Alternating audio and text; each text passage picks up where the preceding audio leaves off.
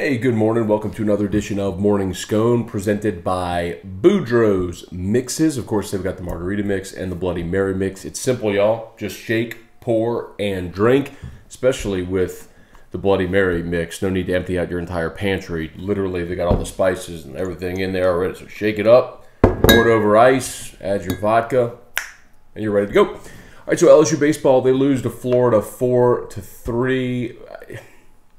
They'll face elimination today at the SEC tournament against South Carolina. So a couple of things that will, and that's a 1 o'clock Central scheduled first pitch. We'll see if rain delays that pitch, first pitch today, like it has delayed the other games so far in Hoover. A couple of things I want to talk about. First of all, you got to tip your cap to Florida because they're so good. LSU had them on the ropes, but understand that Florida team was throwing Tommy Mace, who's a freshman who had 3 starts on the year before then. And all he does is give him 7 innings of 3-run, 3-hit ball with 4 strikeouts and 1 walk. He threw 96 pitches. Only 1 of the runs was earned. His defense kind of let him down. They didn't have J.J. Schwartz behind the plate, their senior All-SEC catcher, and it showed because every time LSU went to steal a base, they were hapless behind the plate.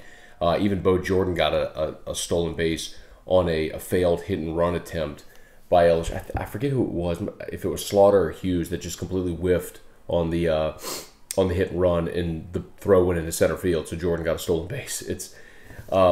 Florida's just really, really good, and that would have been a nice win to have, but you understand that even when they commit 4 errors and they don't have their All-SEC catcher and they're throwing a freshman who can still throw at 94, and then they get Michael Byrne on bullpen, who's the Florida career saves leader. Florida's just a really, really good team. Now, it would have been nice to have that win if you're LSU, but consider, something we've talked about all year are, the RPI for road games and things like that.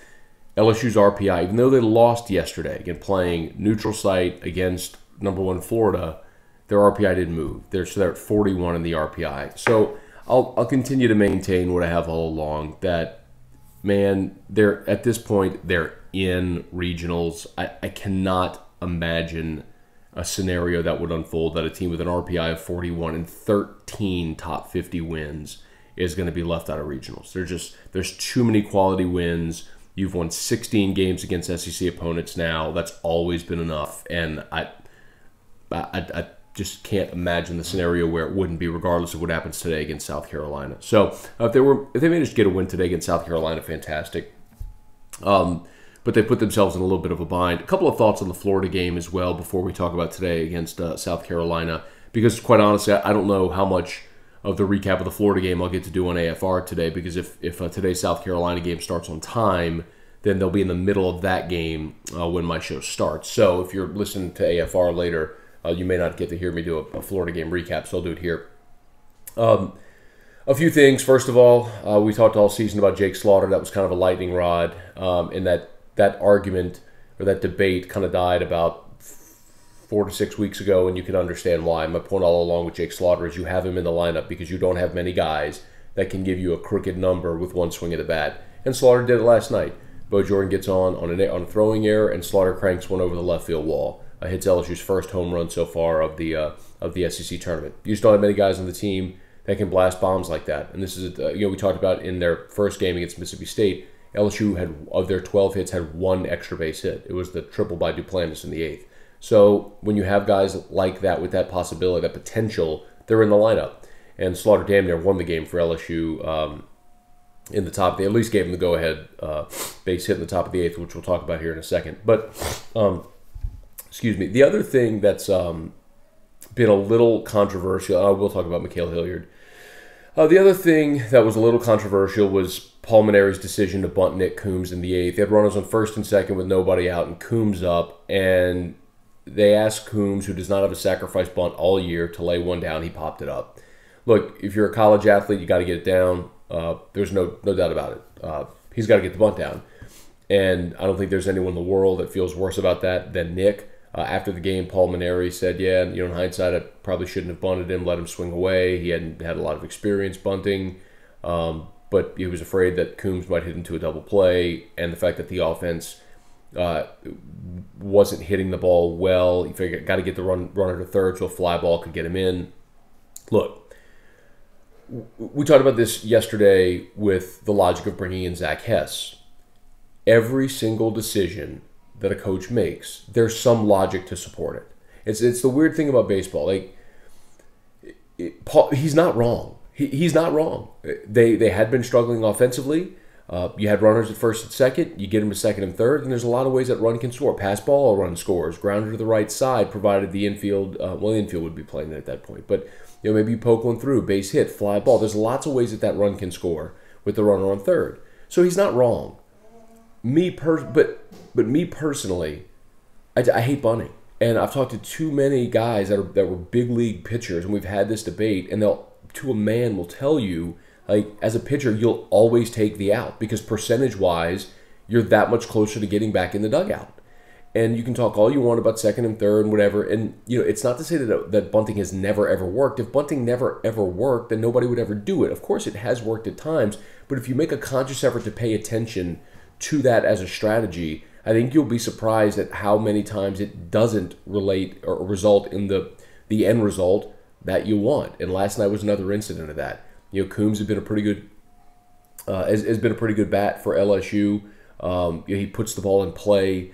I can understand trying to avoid the double play, but if you're worried about that, hit and run, get some action on the bases. Either way, I don't blame Maneri for the strategy. I mean, he had great logic for why he did what he did. I just hate the bunt strategically. I hate giving away an out. Giving away an out when Florida has Michael Byrne, the career saves leader, in their program's history, sitting there waiting. And they couldn't get off against Byrne. Now, with 2 outs and runners at second and third, Jake Slaughter did rip a ball down the third base line. And it looked like it was going to be a 2-run double and LSU was going to take the lead, but Jonathan India made an awesome play. And look, Jonathan India is going to be a top 10 pick in the draft. He's Florida's third baseman, for those that don't know. He's the SEC Player of the Year. He should sweep the national awards and the SEC awards.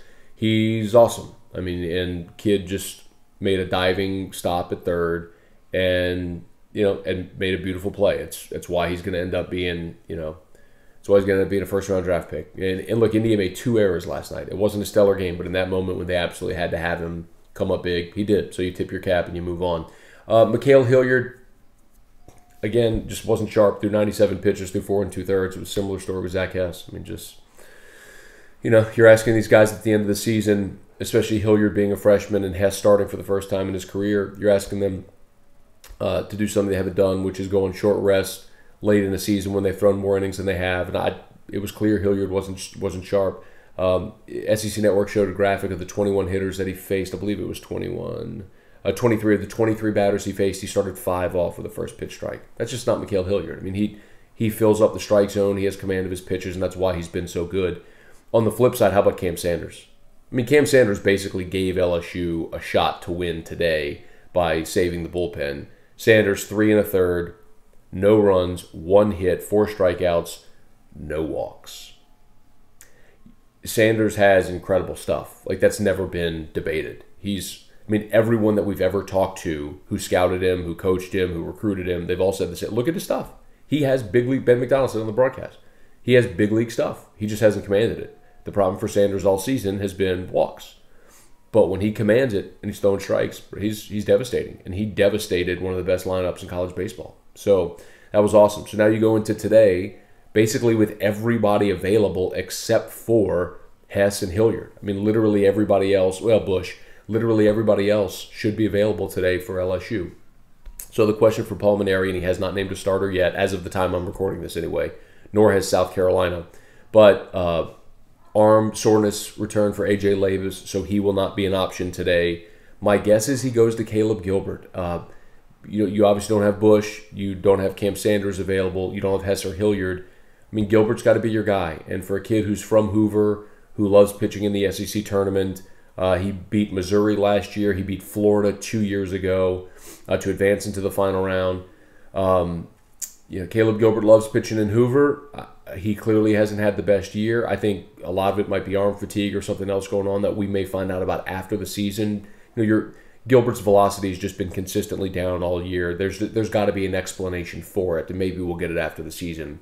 But my guess is you're gonna see Caleb Gilbert get the ball. This is, again, just a guess. that Caleb Gilbert gets the ball today, and here's hoping pitches really well, because he's done very well in Hoover at that tournament throughout his career, at least over the last 2 years when LSU's given him the ball. So the other option I would think is Matt Beck. They did that in the midweek game where they started Beck and then just sort of whole staffed it from there. So I guess that's an option also if you want to start Beck and see if he can maybe get you pushed away from the dock a little bit, get you 2 or 3 innings to get you going, and then you go to the whole staff approach. But literally everybody else seemingly would be available today. So see if LSU can go piece together a game and win. For South Carolina, the unfortunate part for them is they had to play late into the night last night and then come back and play, noontime.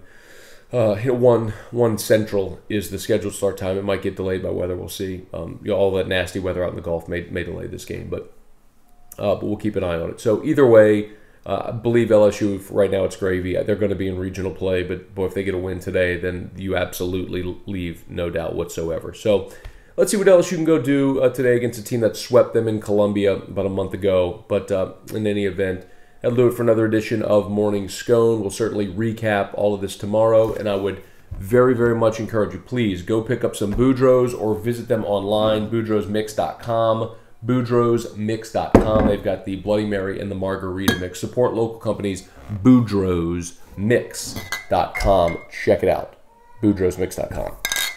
Okay, y'all have a great day. Another edition of Morning Scone.